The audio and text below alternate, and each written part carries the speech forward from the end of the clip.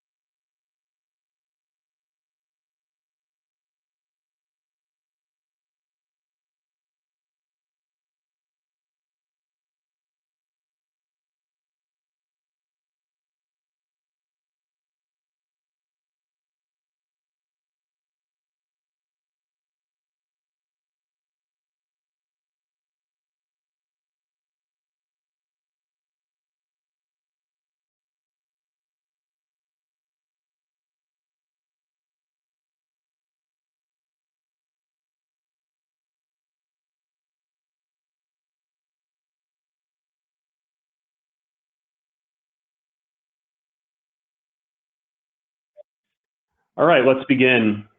Hello and welcome to today's Tevora webinar, Managing Service Providers in a PCI Compliant Environment. I'm Kevin Cutter from Tevora's Account Management Team.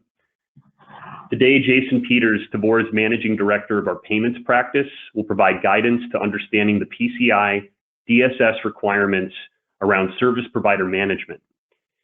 He will touch on common pitfalls in the process and workarounds. He'll shed light on how to determine where your compliance requirements end and the MSPs begin. Lastly, he'll go into road mapping for architecting or re-architecting your service provider management program, and will then look to address questions at the end of his presentation. To start this off, I'd like to iterate Tevora has been performing consulting services to the information security, risk, and compliance spaces for 17 years. We have over 100 consultants on staff, specializing in enterprise risk assessments, pen testing, incident response, data privacy, cloud security, solutions advisory and implementation, point-in-time security compliance frameworks, including ISO, SOC, HIPAA, HITRUST, FedRAMP, FISMA, and of course, PCI. With that being said, I'm going to turn you over to Jason Peters. Thanks, Kevin. Before we jump in, one of the things I want to kind of bring to light is I would appreciate questions. All governance, risk, and compliance, it's really through the questions and the sometimes complicated answers where we really find the value in these types of discussions. So with that being said, let's go ahead and jump in. So Jason Peters, Managing Director of the Payments Team. I oversee all things PCI related, from payment application validation to actually performing the on-site level 1 assessments for different service providers and merchants. Here's kind of a basic resume here, but the key point is I've been a QSA since the beginning of the inception of PCI and the start of the council. So I've been doing this for a little bit now, and I feel pretty comfortable with it, so please hit me with those hard questions. So when it comes to PCI managing service providers, we do get a lot of questions, either myself directly working with clients or through my consultants. We're constantly hearing the questions that are coming up, and they're all relevant and they're all very important. And I just like to take the time to kind of go through some of them. Probably the most common one, what am I required to do? What is the council saying? What does the standard say? What are the basic requirements that I have to address? Is it the responsibility of my organization, my service provider, or both? Who does this lie on? And then how do we address it appropriately?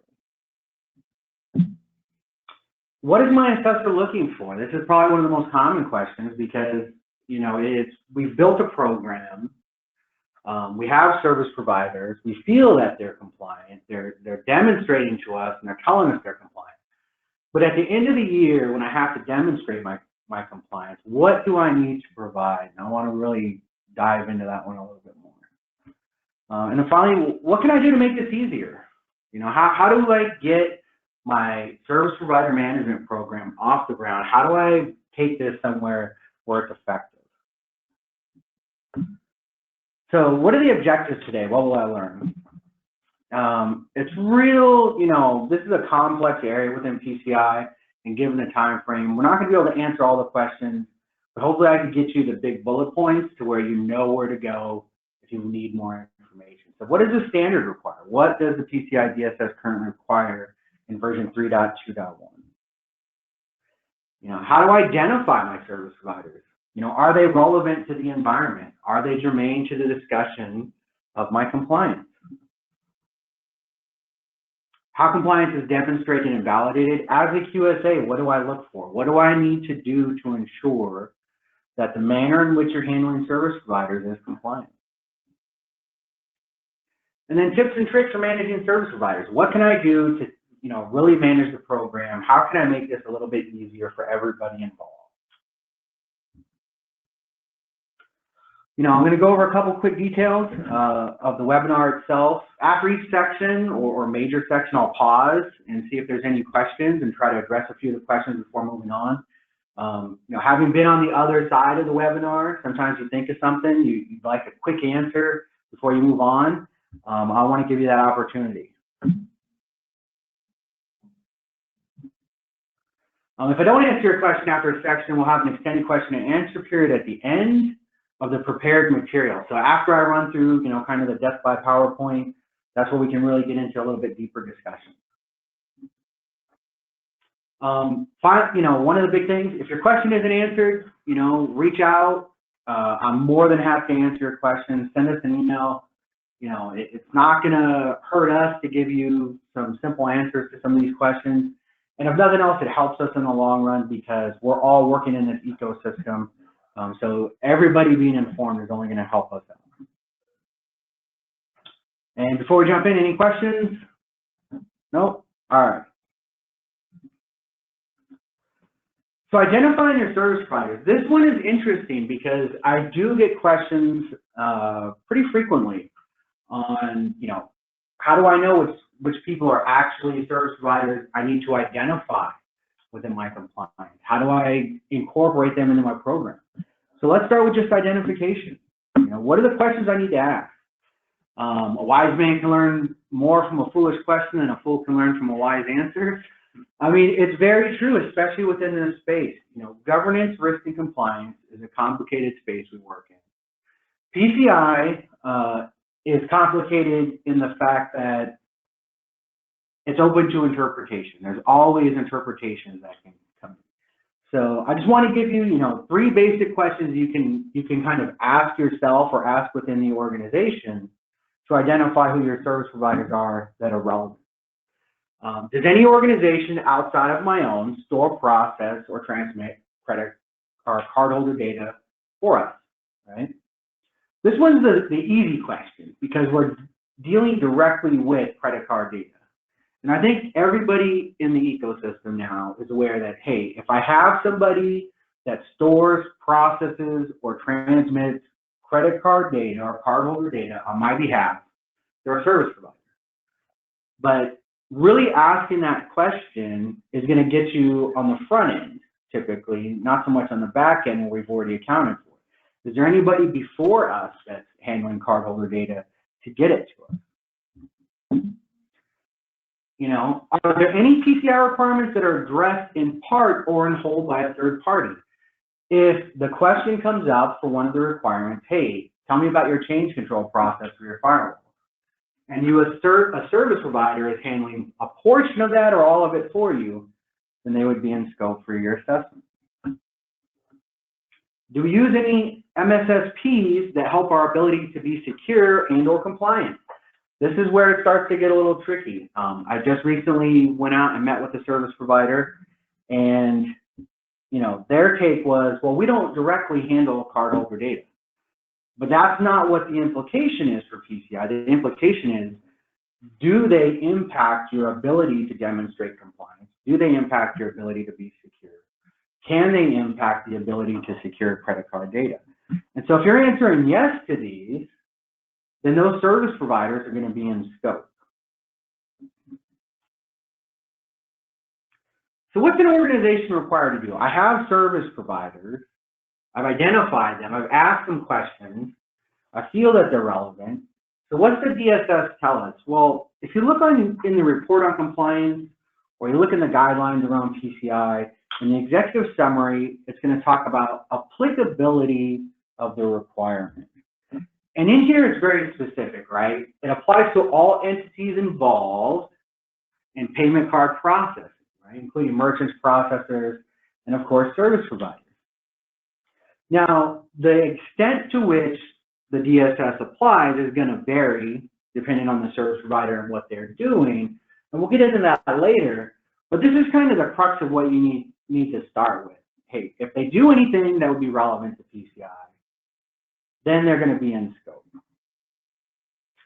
So in the executive summary, use of third-party service providers or outsourcing, there's a couple key points to bring up.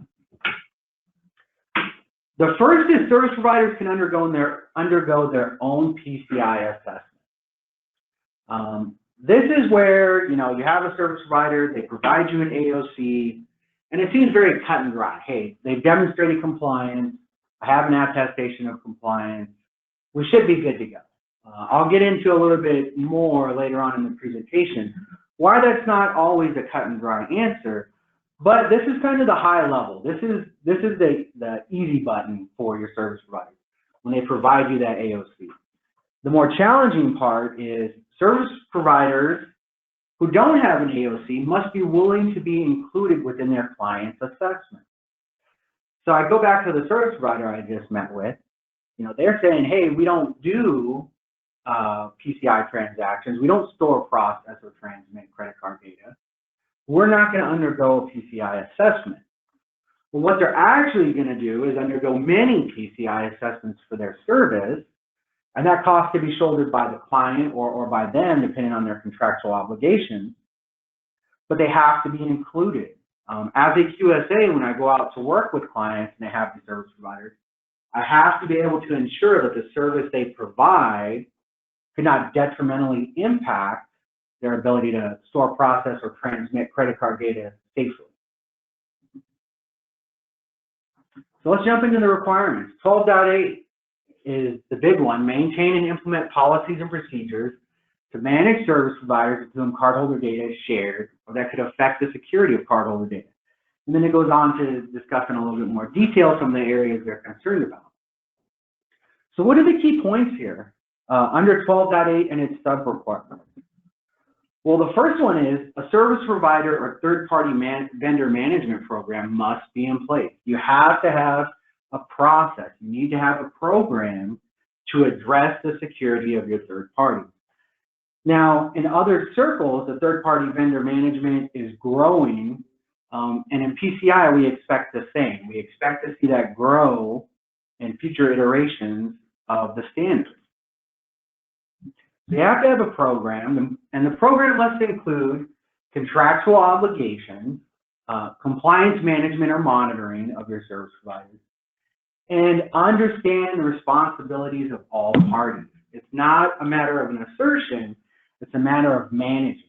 You know, service provider A is managing our firewall. You know, when I look at service provider A's offering, I look at their contract, everything lines up and supports the assertion that, hey, that's not our responsibility, it's the responsibility of our service provider.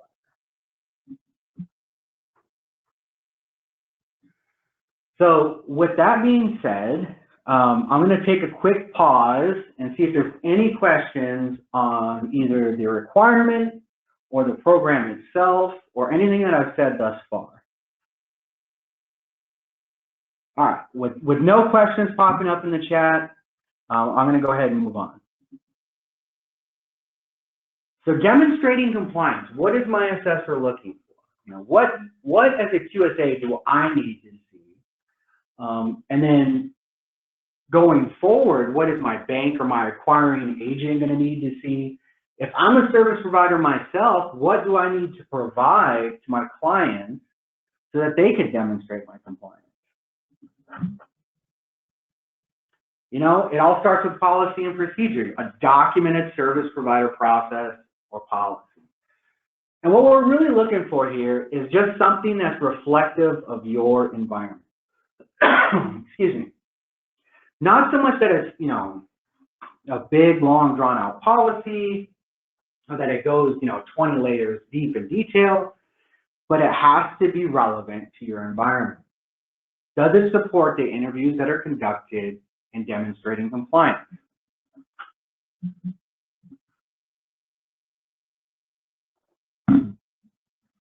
A documented list of service providers in scope for the assessment. Excuse me. The key here is, do you at least have something that identifies everybody you would expect to impact your ability to demonstrate compliance? Either a list of service providers or a location where I could get that list.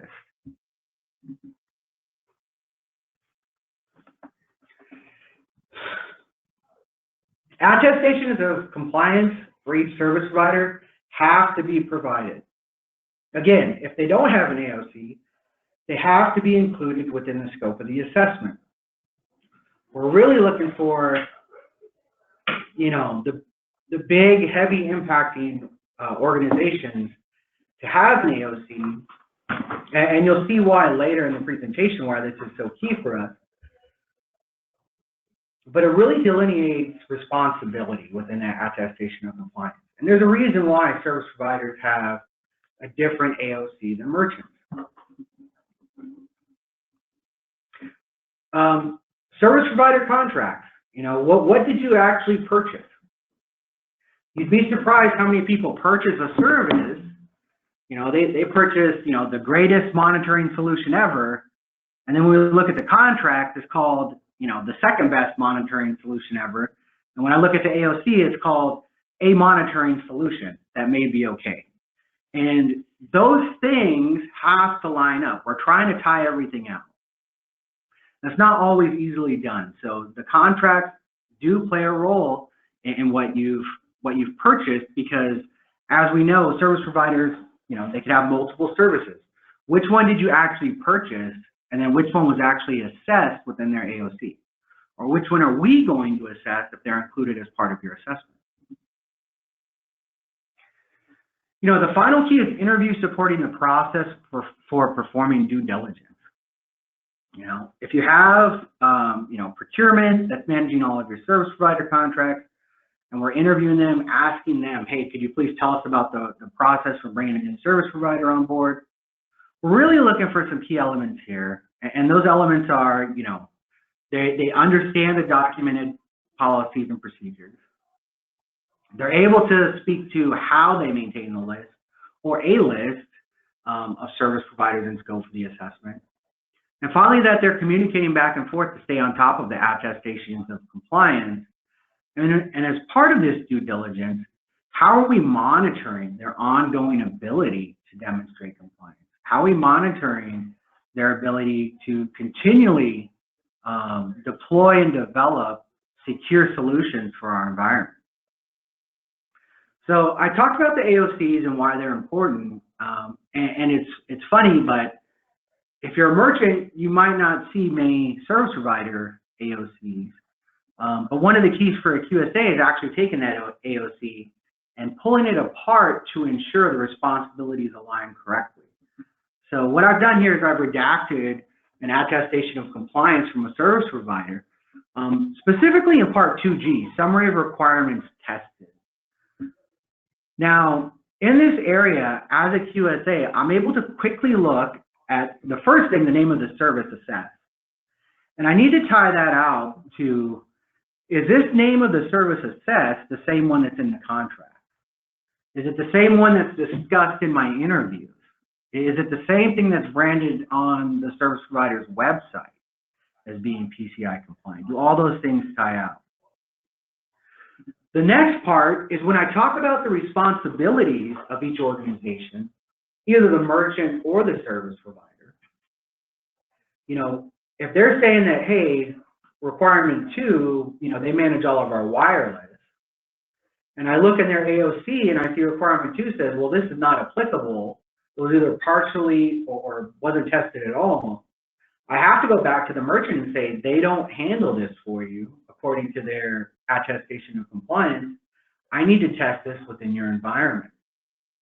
As you can imagine, this is kind of a point of panic for people because they were operating under the assumption that somebody was handling it for them. But according to the testing and the way they demonstrated their compliance, it was never handled. Now, the table itself, one of the keys is there should be one table like this for each of the 12 requirements plus the 2 appendices for each named service. Now, you know, some service providers are pretty straightforward. They may only have one service, so there's not a big concern there. But when we get into the bigger services, you know, a great example of this would be your cloud services. AWS has, you know, probably a bazillion services at this point that they're getting validated. Are they all included? Are they being used? You know, these are the things that we have to be concerned with.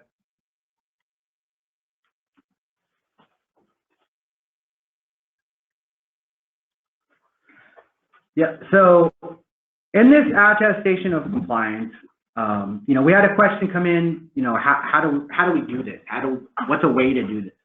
The first thing is just get the copy of the AOC and look for section 2G and really look and dig into, you know, what requirements were actually tested and which ones weren't, and then push back on the service provider. You know, when I work with service providers, I'm very clear with them to say, you know, whatever we put in here, this is, you know, is it your responsibility? Is it, you know, a joint responsibility? Or are you saying it's not your responsibility at all? We have to get the thorough testing. Now, this part of the AOC gets overlooked sometimes as people do this, and they figure it's just kind of an administrative testing process. But this is really the key. This is where you start to understand the service that you're purchasing and how it can impact your PCI compliance. So I know we had one question, but I'm going to pause. That was the question. Okay, so I have a question here. This 12.8.4 is a program maintained to monitor service provider compliance status at least annually, meaning that I have to obtain an AOC every year from my service provider. How is the best way? I'm sorry, I can't see this right here. Yeah, trying to put down and figure it. So how is the best way to do this? Is what I'm assuming the question is. We're just having a technical issue on the second computer I'm reading questions on. So at least annually. So yes, you do have to get an AOC annually from your service providers. And the best way to do this, obviously, mileage will vary. But how do we get this from them? Well, the first thing I would suggest is go back to your account rep, whoever, your sales rep was, or the account manager, because they're going to have access and they're very motivated now to get you that AOC, right? Because the deal falls apart if they can't get you what you need. But also, they're going to be able to have strings to pull internally to get that a little bit quicker. Now, there are times when things just go out of sync for whatever reason, and maybe they're in the middle of an assessment when you're asking for their AOC. If you can give them leeway, it's usually a good thing, but you want to make sure that you're putting pressure on them to get your attestations of compliance at least annually. Now, one part I'll talk about when I get into your more detailed management of the service providers is tracking their expiration dates. Because if you can track their expiration dates, if you know that it expires in June, but you're not going to do your PCI assessment until December, you do have some slack time there. But I would reach out prior to June and just ask them, are you still on track to get another AOC out by your June expiration date? Now, some people will use the visa list and try to manage their service providers that way. The visa list is good. However, it's not all-inclusive. There's no requirement for a service provider to submit their attestation of compliance to visa, and it actually will cost them money to get on the list. And while it's an easy way to see things, it's not the best way because, as I showed with the AOC, it's not all-encompassing.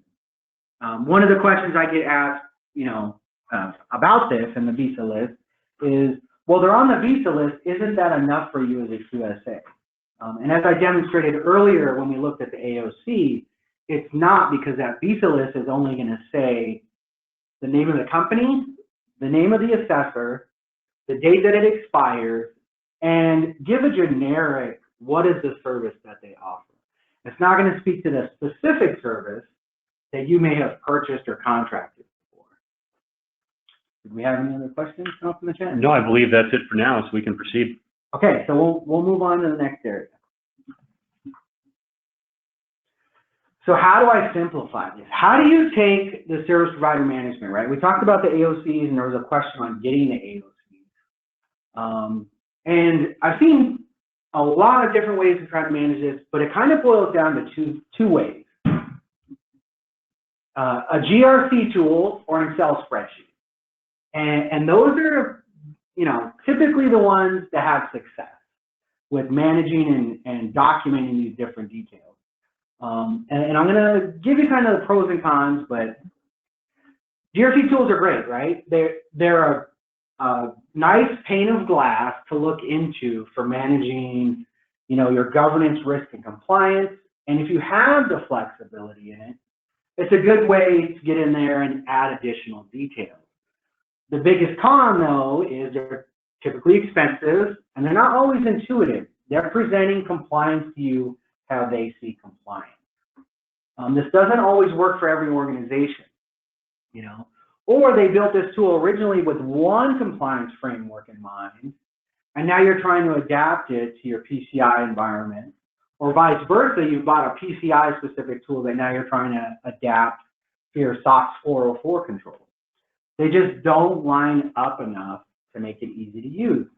And I'm not railing against GRC tools. I've seen some organizations do a great job with the more customizable tools out there. Especially the no-code platforms that are available today. People are able to build very specific GRC tools for their environment. But what's the other side? Well, Excel, right? It's cheap and flexible. If nothing else, you can get a lot done for something that you probably already own, and most of your environment is going to be somewhat knowledgeable on how to work with it.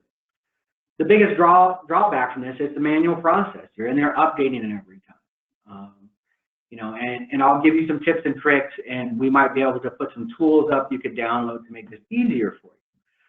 But, what do we recommend? So as a business, as Tevora, what do we recommend? Well, the first thing I have to say is we're vendor agnostic. So I don't push a solution or a company on anyone. What I do recommend is if you already have something in your environment that you think will fit, with what you're trying to accomplish, then you should use it. But what I have next is an example of something I've put together for other clients. And this is really, stupid simple, and it fits in my brain really well, which is a spreadsheet, and you have your service providers, listed. And it's simple. Is it fully on the service provider? Is it jointly on the service provider? Or is it just not applicable for them, right? It's just no. And then you can make comments about it, and you can identify your different service providers.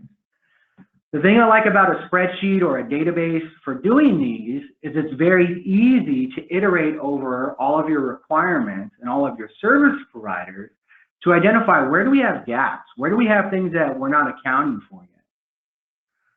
And this also aligns with the AOC. So if you take that attestation of compliance from your service provider, you're able to break it down and look at each one of the services they were actually assessed against.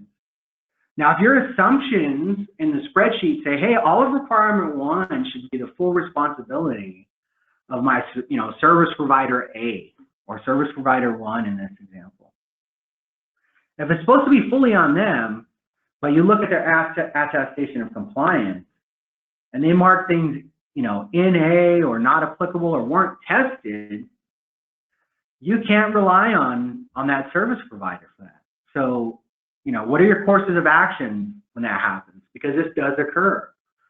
The first course of action is to go back to the service provider and just ask them the question, I see that contractually you're saying you're going to manage our firewalls end to end, you're going to take care of everything.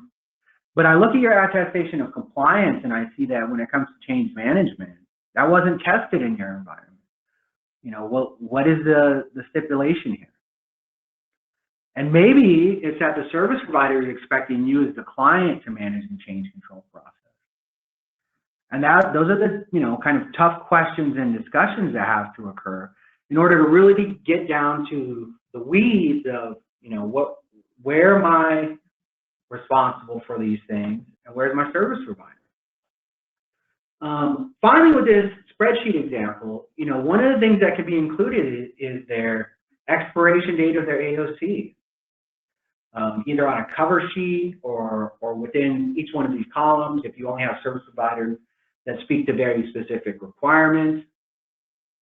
But being able to track that expiration is going to help you out in the long run, so you don't ask for the most recent attestation of compliance either in the middle of an assessment or, hey, we're no longer going to pursue that.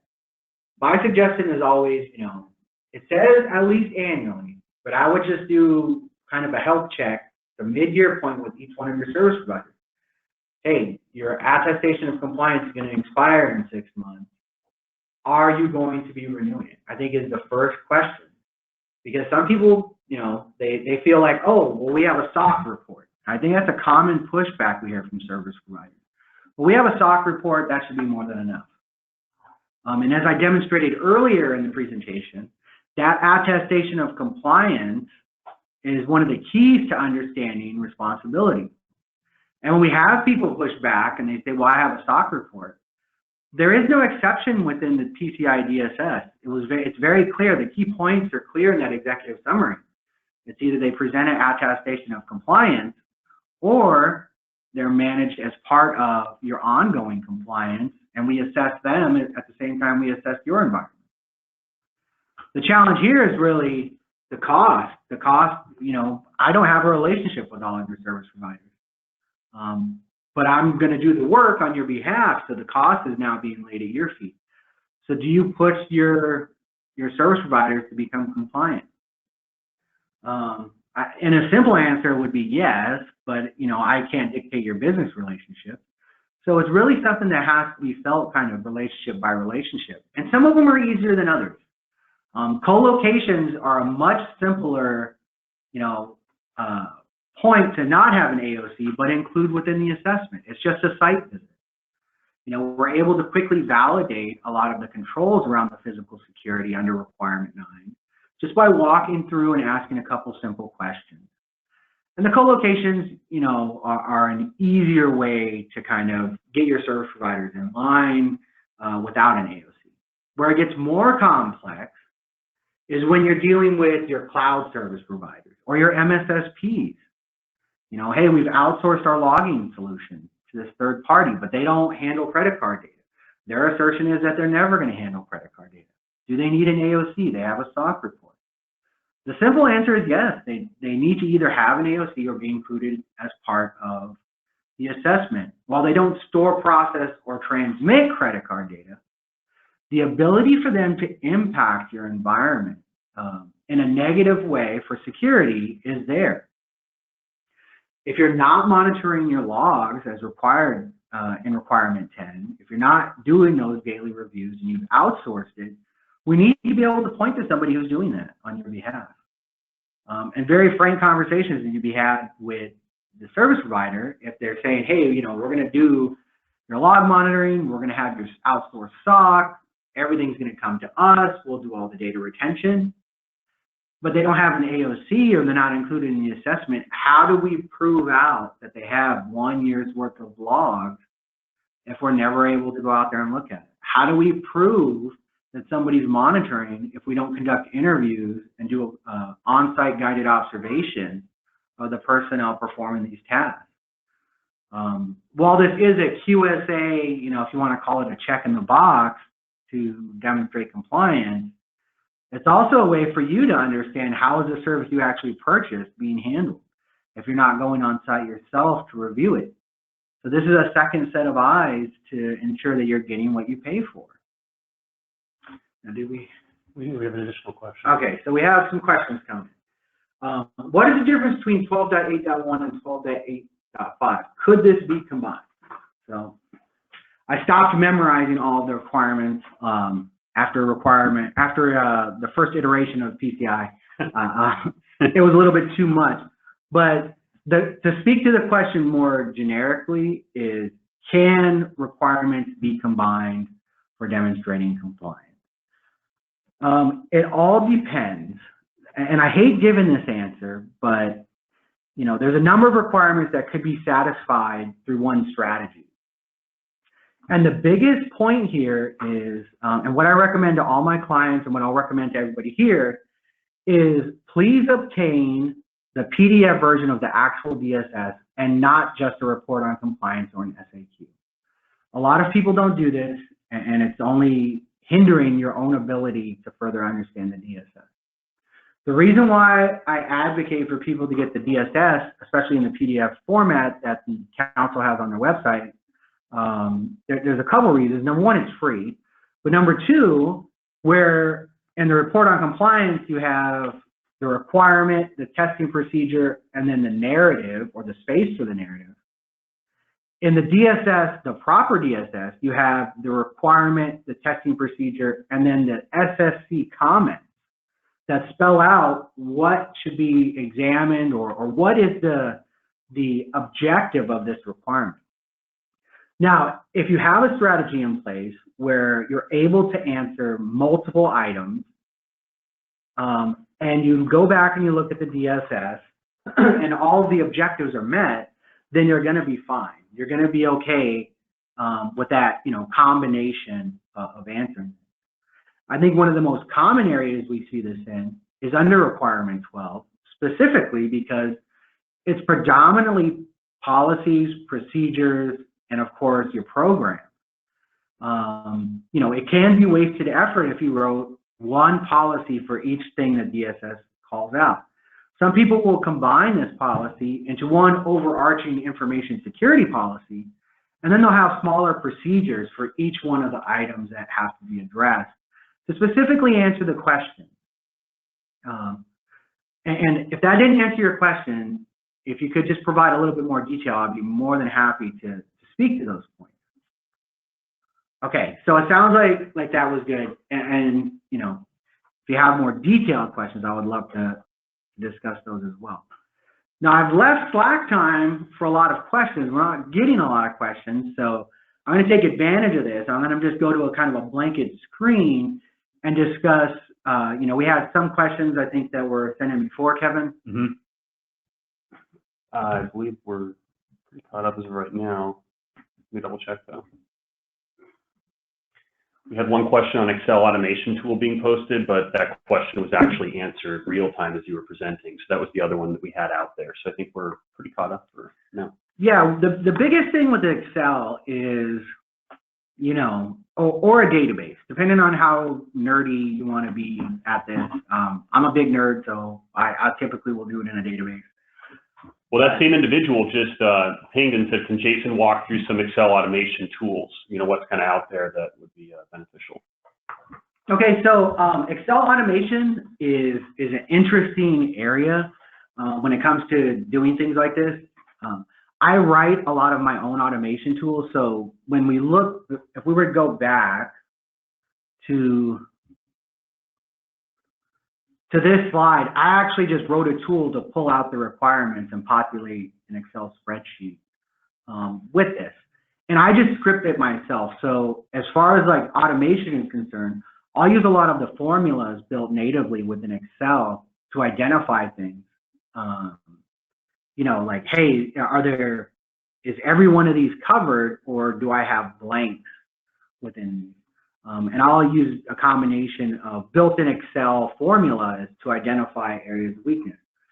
Now, there's other things that could be done as far as automation, and if you wanted to go down more detailed areas of managing service providers through Excel, you could go in and actually come up with more advanced formulas or more detailed formulas to identify where you might have shortcomings.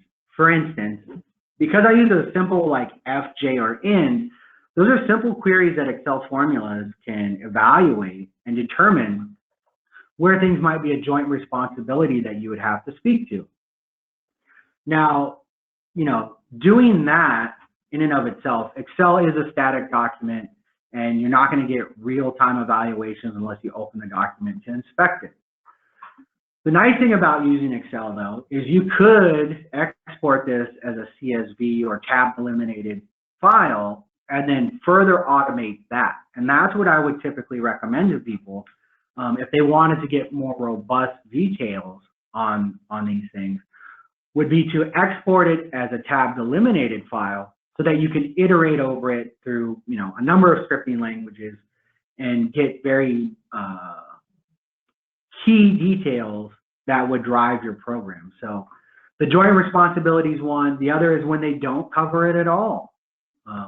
When they're not covering the requirement or they weren't tested for it, identifying those things and making sure you're going back to your contract. Most of the scripting languages now will read a Word document. So you could ask your service provider, hey, could I just get a Word version of the AOC, even if it isn't countersigned? And you could iterate over those tables in something like a Python docx tool and pull out, you know, where is it that they weren't fully compliant, or where is it where they weren't fully assessed? That is one strategy that I've seen people do. I've built tools like that. They're somewhat simple, you know, kind of air quotes around that. But there's a lot of examples out on the web. And if we release the Excel spreadsheet, I'll probably also release the Python tool. Again, there's no warranties or anything. You know, please have your information security teams evaluate these.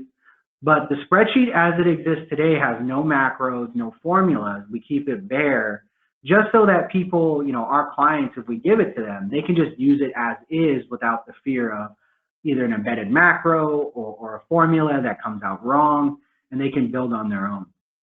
We have had people reach out to us about this in the past. You know, could you help us build a program? And we have done that. And I'm not trying to sell or push our services as much as I'm just saying, hey, I can give you the blank spreadsheet. We could help you out. You know, if you had simple questions, we could just help you out with it. And I'll look into releasing the Python tools that I've written to automate some of this stuff. Go ahead, Kevin. We have another question. Yeah, we have another question. It's actually a two-parter. So when is a ROC required, and can you speak to the complexity of a ROC? Sure.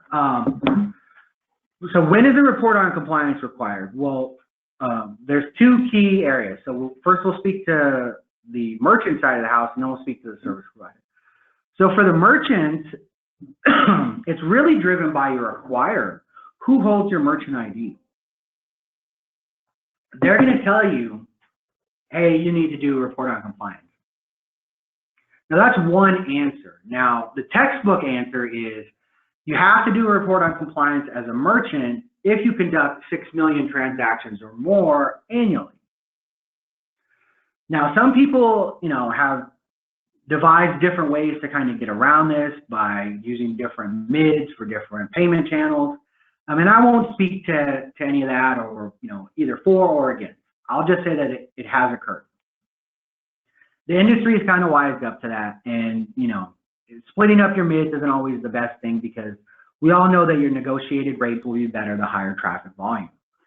So if the simple answer for merchants is either A, you're doing over 6 million transactions, or B, your acquirer comes to you and says, you need to do a report on compliance. What we're kind of seeing, one of the strategies change with a lot of the banks who are doing acquiring is at level 2, they'll ask you to get a QSA involved to endorse or countersign your SAQ, your self-assessment questionnaire. And this really is in preparation of, hey, we see your business growth, you're currently a level 2. They're anticipating within the next year or two that you're going to have to do a level 1 assessment, which would be a report on compliance. Now, for service providers can self-assess as well. There's obviously different boundaries. The biggest, though, that drives a service provider to either get a report on compliance done by a QSA or allow them to do a self-assessment questionnaire is the customers that they're servicing. So if the customer says, hey, we're not going to accept your self-assessment questionnaire, you need to at least have a QSA involved and do a level 1 assessment, that is going to be the big driver for them and determining when the ROC is going to be relevant. Now, the complexities of doing a level 1 assessment over a self-assessment questionnaire. I'll talk about the pros and cons. So we'll start with the cons because I think that's probably what people want to know the most about is they are lengthy and they're going to be very in-depth, right? There's going to be an onus on an organization to provide evidence, schedule interviews, assist with uploading documentation. Now, all those are the cons. It's, and then of course the cost because you're paying somebody like myself to come in and assess the environment. Those are all the cons, right? Cost, time, effort. And I think that's true for any IT project. Now the pros, one is the obvious, right? I'm able to speak to whoever is asking for me to do a report on compliance. I'm able to give it to them. The other pros, though, that maybe aren't as easily discerned are you're going to be able to work with a QSA who can come in and speak to the requirements, and they're going to be very well versed. They've been working in the industry a while. They understand IT security. The threshold for becoming a QSA is being raised, every couple of years by the Security Standards Council. So in order to become a QSA to work with you and do these level 1 assessments, they have to have at least one technical certification demonstrating their knowledge of IT security. And then they have to have an audit certification. So it's not just, year 1, we were very nerdy. There was no audit requirement. We were very technical. And obviously that had its challenges. We came in with a very technical perspective. We didn't understand all of the audit side of the house. And so, mileage varied on how good the interactions were with the QSA. But I can't say that's the same anymore. It's changed. We're able to see people who have business acumen. We're able to see people who understand business. The other part is, as long as I don't implement or architect something in your environment, I can assist, or my organization, Tevora, we could assist in your remediation efforts. And the biggest thing is we can just fix things on the spot. This is a point-in-time assessment. Now, it's obviously not ideal to come on site to do an assessment and we find a problem. It happens. And usually it's the little things. you didn't update your policies and procedures. Hey, could please go run this over and get these reviewed in whatever your process is. The other item is, if an issue was found on a system or technology, we're able to see the full, change control, your testing, your backup. We're able to see all of that in real time to further demonstrate other requirements while you're fixing the issue. Now, obviously, fixing the issue is having issues, I should say, is not ideal. You want somebody to come on site and you want to make the most of it. And you want to save money by getting the assessors in, getting them the information, the guided observations that they need to perform. And then you want to get them out, because that's usually your most cost-effective strategy for dealing with external parties, right? Get them in and out. But as far as the complexity of doing the assessments, if you're self-assessing or whether you're having a QSA come to do the assessment, the idea behind these is that it's the same level of effort. Where you gain maybe efficiencies in self-assessment questionnaires is a lot of the times you'll already know the answer, right? And it's a simple answer. In a self-assessment questionnaire, you don't have to write detailed narratives. It's either in place, not in place, compensating, control, and then you're able to provide comments if you see fit. Actually, self-assessment questionnaires, now I think about it, they don't have a comment section, so you're really only saying, checking a box, is it in place or not in place? So why are level 1 assessments more expensive than just doing it yourself? I mean, there's a number of things that go into that. But a lot of the time in a level 1 assessment is spent writing the report. The reports are very detailed. The requirements for how we answer specific requirements is detailed by the SSC. We have a quality assurance program, which is mandated by the SSC. And I think that anybody who's been in the ecosystem for, more than 5 years would agree that the reports have only gotten better. The level of detail has only gotten better. I hope that answers your question. And we have another one that's, this is a detailed question. So when inquiring about PCI and requesting an AOC from a provider, they respond they don't need one as they outsource all PCI activities to a third party we don't have a direct contractual relationship with. Can you confirm, is our PCI vendor management program, can we ask our vendor for their provider's AOC and other PCI supporting documentation? We consider the vendor a primary service provider and their third party as a secondary service provider. Yeah. That's a great question. So in the context of PCI, right, one of the common things that will dilute the ability to do the assessments is when we get into these disconnected service provider strategies. The one key I will tell you is that if you have contracted with a service provider, and we go back to the questions, do they store, process, or transmit? Could they impact the security of? When we talk about those types of things, if the answer is yes, and they're a direct service provider that could impact your ability to comply, they need to be able to demonstrate their compliance in the two outlined ways, which is either A, they provide an AOC that discusses, what has occurred in their environment, or B, they're included within the scope of your assessment. Now, what I would suggest in this scenario is include them within the scope of your assessment so that you are able to get access to the AOCs, because now they have to be able to demonstrate how they're able to comply. I know this is counterintuitive for QSAC to say, no, just include them. Don't try to have them get an assessment. But what you're going to find is if I went and did an assessment of them, their AOC is not going to tell you a lot.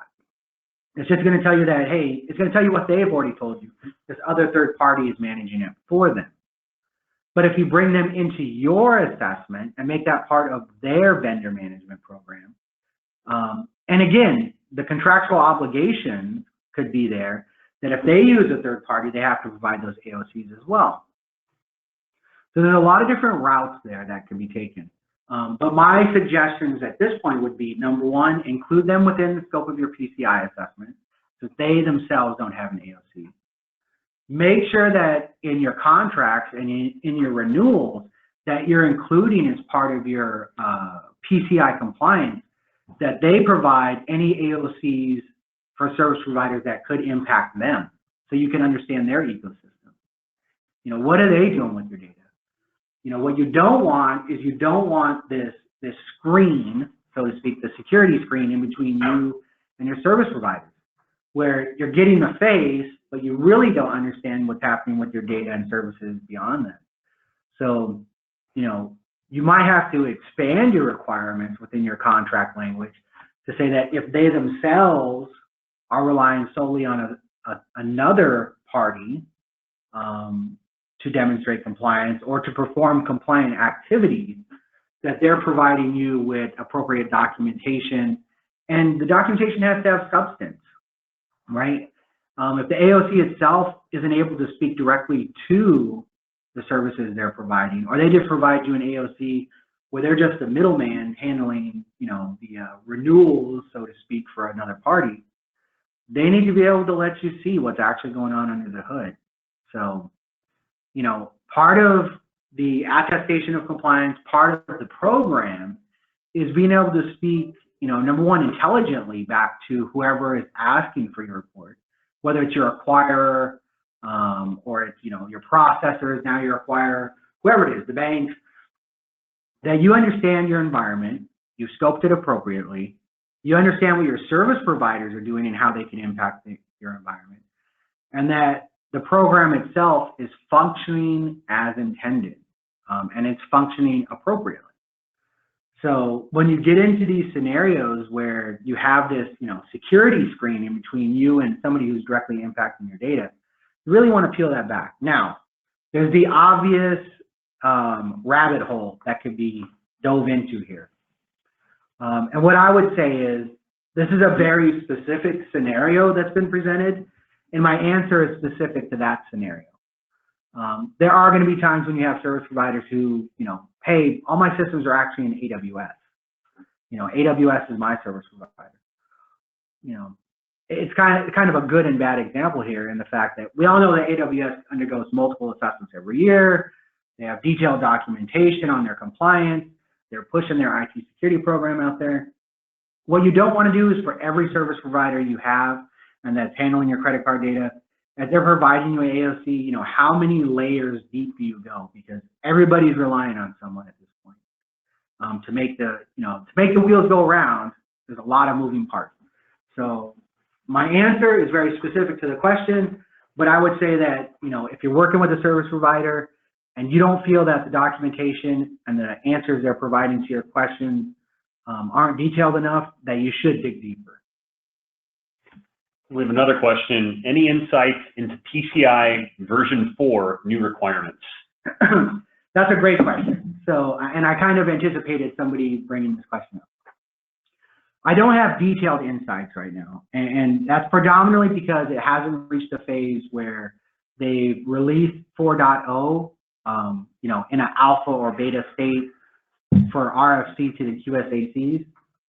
What I can tell you, based off of my experience and somebody who's seen the solution evolve, and as somebody who speaks with the council on a regular basis, I can say that we're going to see more emphasis put on things like service providers. That's why when they came to me and they said, you know, doing a webinar, what do you want to talk about? I wanted to get out there in front of this and talk about service providers, because we're going to see more emphasis on service provider management. And I think some of the questions that have been asked are going to be answered in more detail in 4.0. At least that's my hope.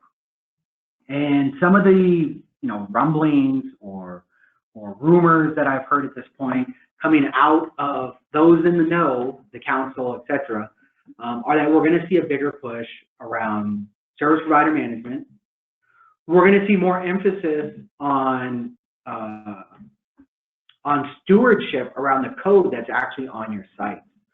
So I think if we look historically back over the last year, 2 years, where do we see the kind of, you know, breach, but not on the part of the person that was actually handling credit card data? We see with MageCard, you know, people were using third-party code. And there's no requirement today that you're actually looking at every piece of third-party code. You should be looking at your website. You have to have them penetration tested. You should have You're supposed to have an IDS or IPS in front of that. But are we seeing like analytics code being put on the website that isn't being appropriately scrutinized?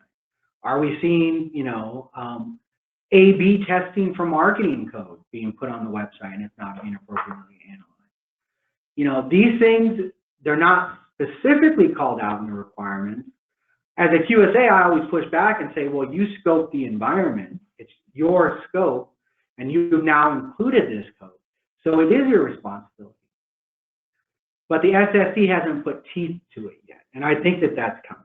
I think that without a doubt, we're going to see this brought up either in additional guidance or in the PCI 4.0 release.